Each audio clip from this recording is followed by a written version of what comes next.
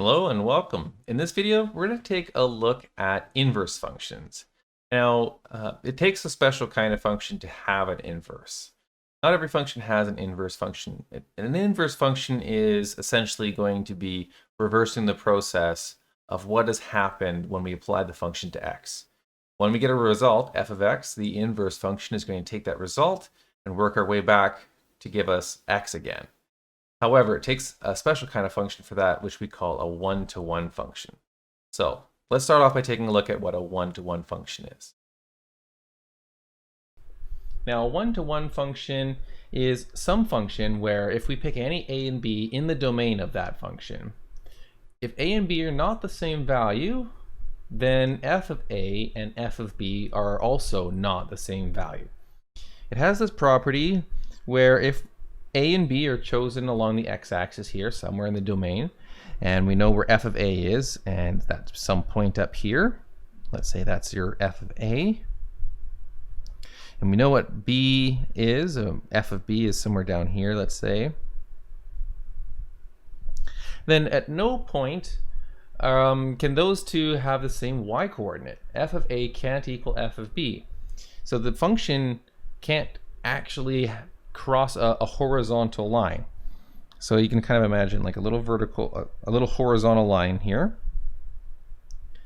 At no point in time can this function ever use that y-coordinate again. And so a function that is one-to-one passes a horizontal line test. If any horizontal line passes through the function, then it can only pass through the function once. And that horizontal line test is a great way to look at a function and see that yes, this is a one-to-one function. So trying to draw a graph that never crosses a horizontal line twice makes it a little bit challenging. I can be decreasing, something like that. Now I can't start increasing again. If I start increasing again, take a look for another horizontal line here, and you see, oh, there's a horizontal line and I've crossed it twice. That's not allowed. So that can't be a one-to-one function. A one-to-one function is either decreasing or increasing, strictly just one or the other. You can't be having combinations of increasing and decreasing. So, for instance, x squared, the parabola that everybody knows well, is not one-to-one. And that's a pretty easy example of a one-to-one function. We have an example where f of 2 would be equal to 4, but f of negative 2 is equal to 4. Now, the thing about squares, if you try to imagine what you need to do to undo the operation of squaring something, that would be the square root operation. But it doesn't end up always giving you the same result. So for instance, if I take negative 2 and I square it and I square root it, first operation is squaring. That leaves me with 4. And then square rooting 4, unfortunately, gives me back 2. So the operations of square rooting and squaring don't always cancel each other out. So what is an inverse? Well, an inverse is going to do the opposite operation of a function, but only one-to-one functions have inverse functions. And that gives us an idea of what an inverse function is. Now that we know that one-to-one functions have inverses, we can look at the definition here. If f is a one-to-one function, and let's say it has domain A and range B, then the inverse of f we denote with f to the negative 1, and that would have domain B and range A. It's the opposite direction. It takes whatever the result was from our function and gives us back our initial value.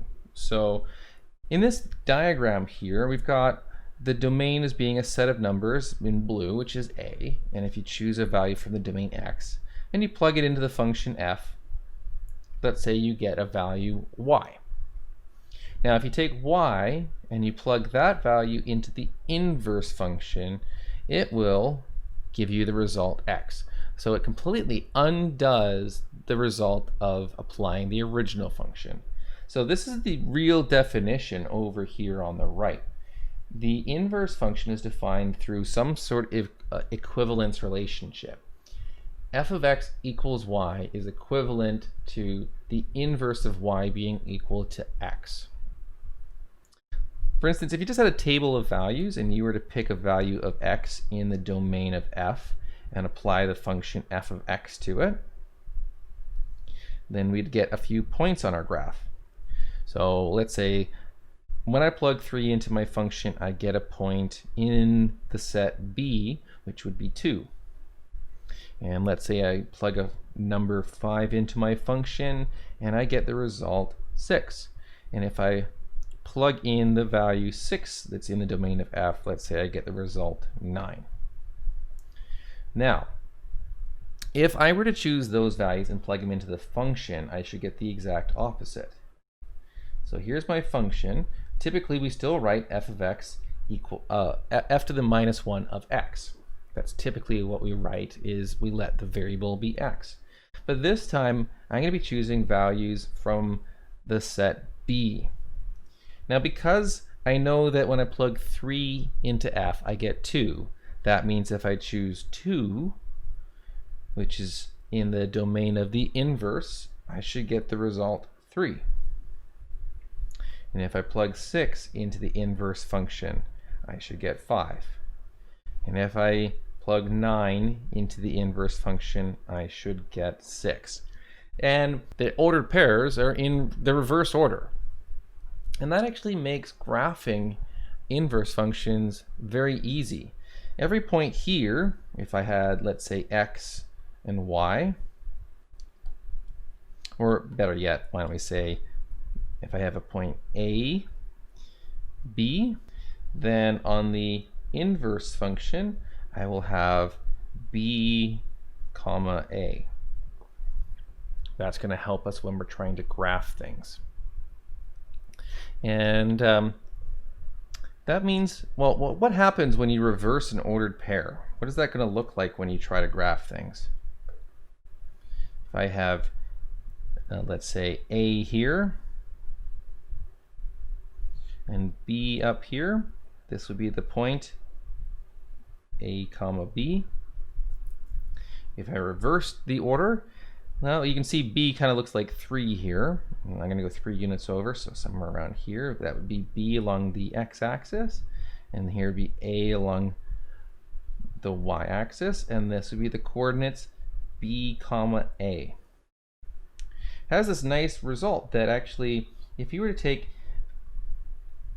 a 45-degree line, now if you've been watching some trigonometric videos, you know that we're actually going to call that pi over 4 usually. In radians, pi over 4. There's our 45-degree line, and you can see that this is actually a reflection over that 45-degree line.